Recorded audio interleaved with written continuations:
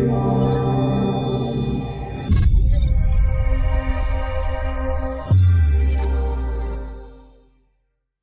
guys, Chris here. I just wanted to share this quick video with you today. Just a little training drill that I like to practice myself and in my classes and on my courses using one of these little kid Wavemasters. Now you could actually do this drill using a chair or something else, sort of, I would say sort of like hip height roughly.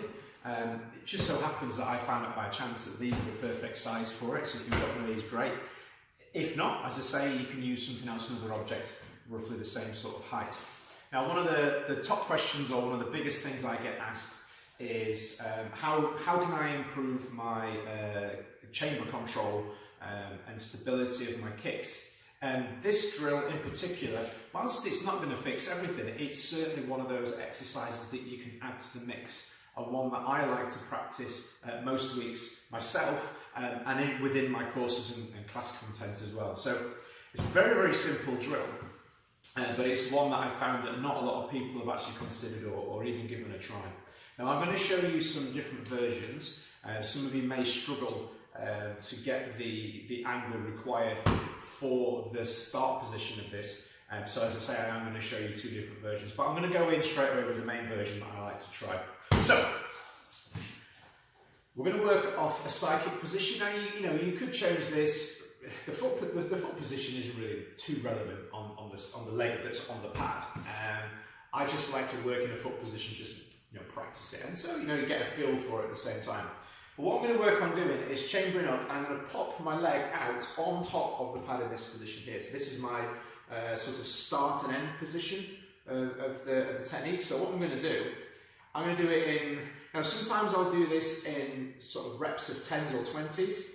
Sometimes we'll do it for a set amount of time, like 30 seconds, or even on a hardcore session, like a minute. Okay, and all I'm going to work on doing from here is just going up and back down this way.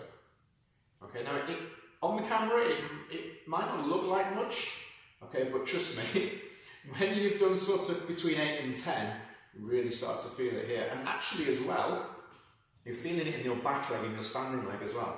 So all I'm doing is just working on up and down this way. Now, when I get to the end of the sets and I need to come back in, I need to make sure I'm pulling in properly and then back down. And immediately I can feel that top of my leg and then the back of my standing leg as well. Now, as I mentioned before, some of you may struggle to get the height for this one on there. So what you can actually do, another variation on it, is start with your foot sort of halfway up the pad, extend it out this way. Now gently, because one, depends on how full you've got the Wavemaster and how much weight you've got going onto it. That's obviously, you need to consider that before you do this one. But you don't want it to tip over. What I'm going to do is just push in a little bit, okay? And all I'm going to do is work on sliding my foot up the pad and then back down. Up the pad and then back down. Okay, I can feel it here again, straight away. Up the pad and back down. Up the pad and back down, okay? So that's just a variation on the same one. Now, as I said before, you can do this one with your foot on top of the pad or in the middle position, and obviously working both sides.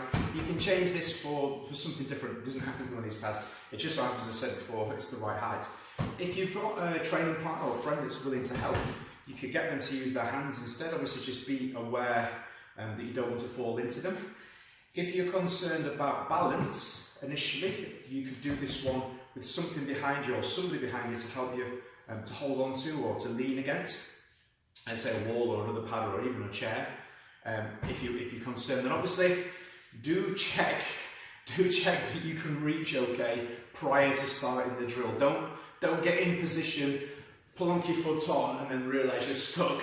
You want to try initially the chamber and lift position, just sort of get a feel for it and feel if it's something that you can manage. Now, the really cool thing about this one, if you're using one of these, you want to try it at a slightly higher height start position, absolutely you can, because obviously move them down. So you can get yourself in a higher start position and then just work the technique from there. So yeah, cool little thing that you can do with these Kid Wavemasters.